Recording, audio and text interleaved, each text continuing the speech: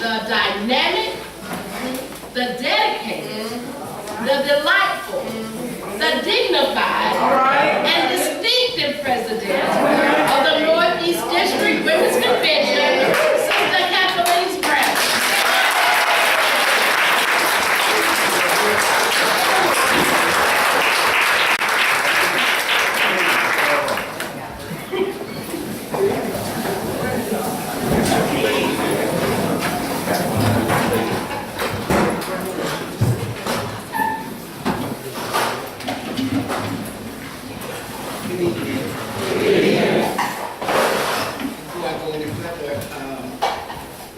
Sister Joan overdid that thing.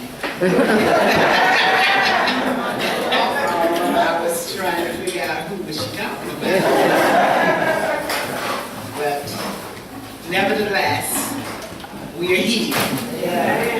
By the grace of God, and we're grateful to Him.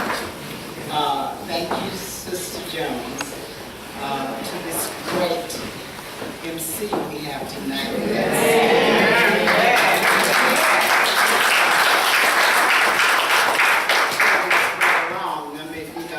She's going through it, but she's keeping Jesus Christ in all of it. And making sure that you know whose side she's on. To this great pastor of this church, to your moderator, President Jones again, and to your council, Sister Jones. And thank you for the invitation, all the matrons, all the pastors, pastors' wives, any other position you hold, the household of faith, my friends, the ones not my friends, everyone here today, okay? And also I would like to thank Sister Shirley Woodyard for riding with me today, a friend, and Sister Faye, we also work in our matron department in our girls district, along with my granddaughter today, Sister Nadia Spradley. I don't have anything new to talk about today. Whatever I talk about is something that you already know, and I won't hold you long, and I'm not going to be like Elizabeth Taylor, I'm just going to be like Kathleen And I know, and I have enough sense to know that you have sit, and I watched you all eat, and everything looked real good, it smelled good, so, you know, later on, I want to have the privilege of tasting that you all was eating and that I was looking at. So I'm going to try to follow your program. You know, and the pastor also read it as our scripture for today. We know that the harvest is really plenty. But, you know, it said labor, we just gonna break it down and said workers, you know, those workers you know, they are few. And so since you have ate and you feel real nice, and as the young gentleman song earlier, we want the Lord to move now.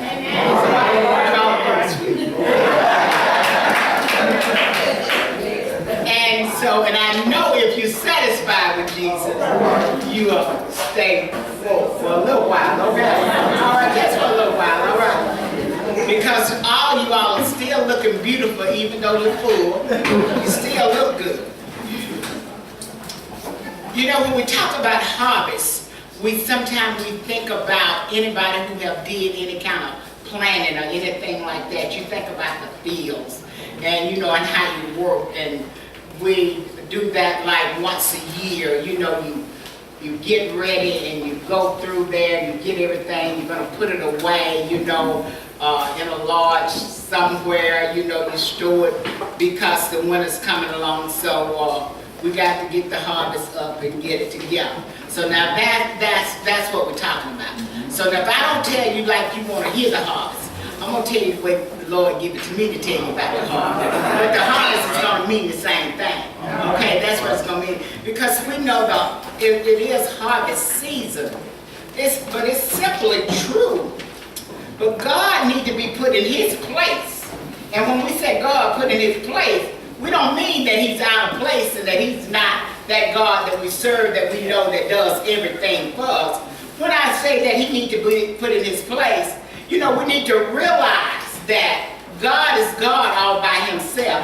And when I was reading and when I looked at the word that Jesus was saying there in Matthew 9:35 through 38, he went through the village, you know, in the towns, healing and teaching and preaching and proclaiming the good news of the kingdom of God. That's all he was doing, just claiming the good news.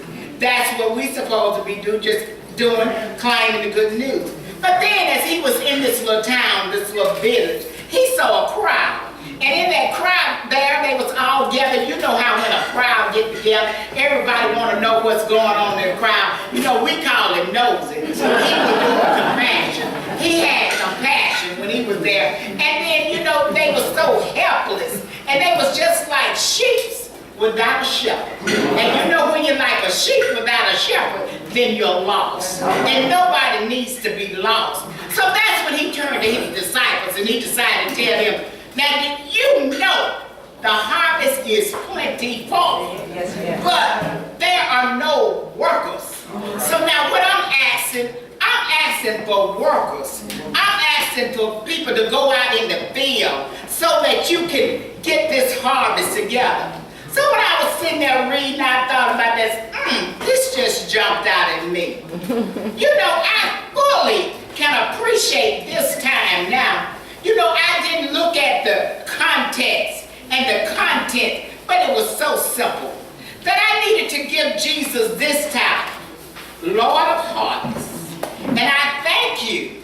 I saw God's need to put in place, as I was saying earlier, put God in place. Right. You know, all the time we don't put him in place. All right.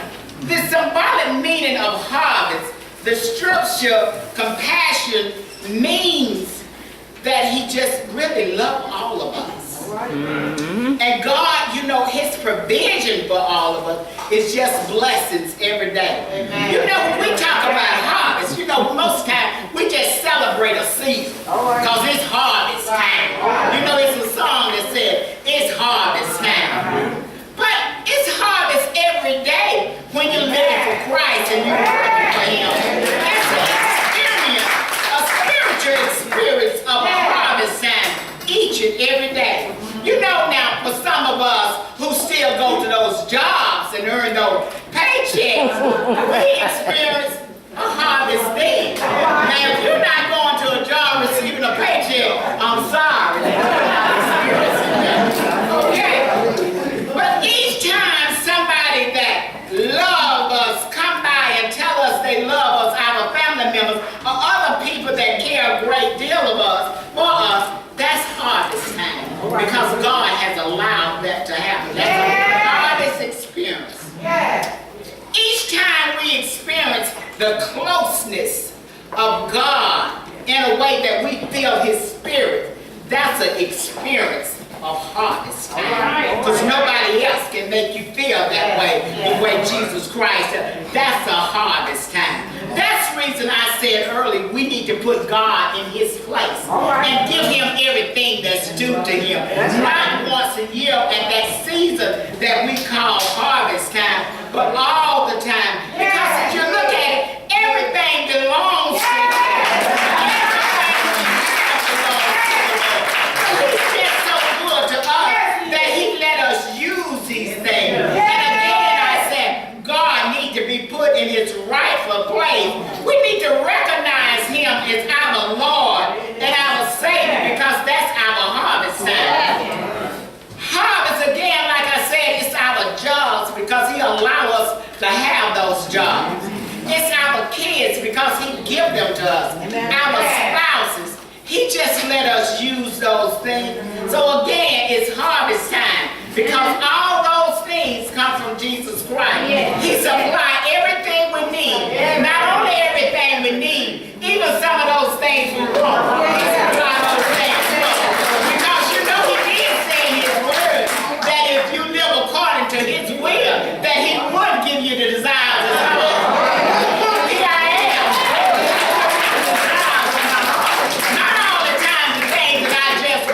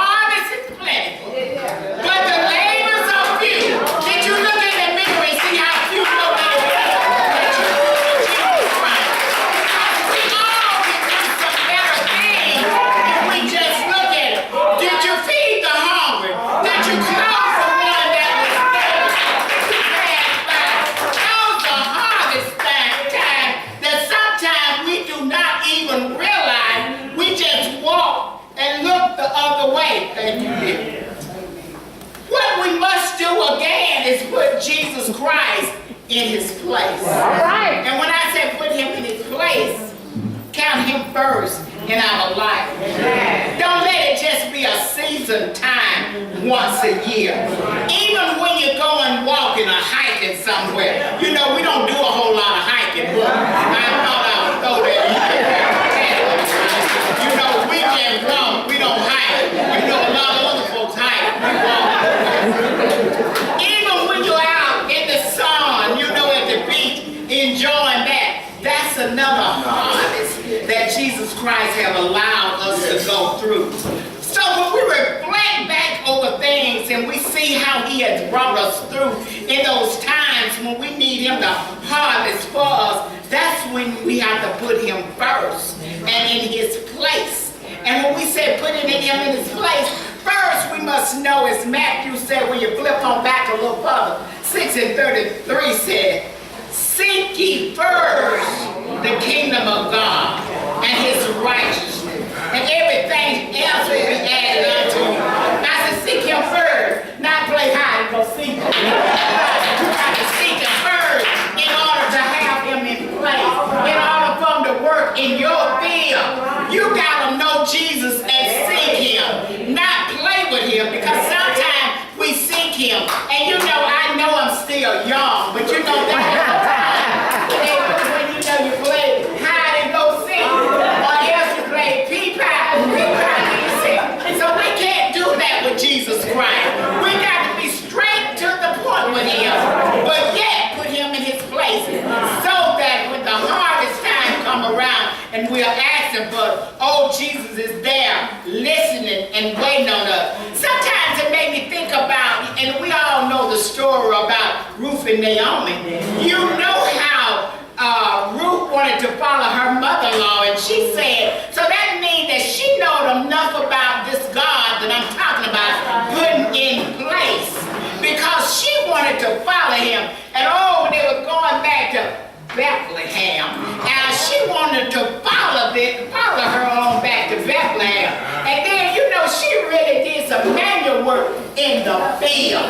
So, and then, you know, in doing that manual work in the field, she didn't only think about herself, she thought about her mother-in-law. Even when she hadn't worked all day, she brought back to her. So as we do our Christian work, and as it says on your thing, you know, you're doing your Christian work and you have that vision, then you know you can't just think about self. You have to think about others. That's doing your Christian work. And only doing your Christian work, you know you must know the fruit of the Spirit. And you know the main thing with the Christian work, you gotta have some love. Because if you don't have love, then you can't do any work at all.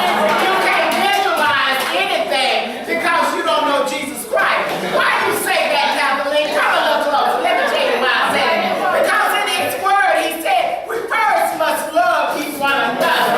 And then you just can't love them like you want to love them. You gotta love them with the Jesus. You gotta love them as you love yourself. And when you don't love themselves, something wrong with you if you don't love yourself. But I love Jesus, Kathleen. Christ don't put on the inside of me, that I can love you the same way. It doesn't mean that you have to do everything I say to for me to love you, but I can love you with the love of Jesus and move on. You know, in doing our Christian duty, as we said in our thing, we must also know that sometimes it takes a little money, because he give us that too. You know that? We put it first in that too, don't we? Yeah, we put it first. Okay, if you don't start putting it first, okay, that means them tithes and them offerings, them first. Okay, if you put him first, that means you got to give somebody else something when they're in need and not hold back. You know, sometimes we have a sense of rolling back on that when we need to give. We got to learn to give, because God, remember, has applied all your needs. Not only your needs, you wants too. So I'm thankful for Jesus Christ, and that I got to know the man called Jesus. Because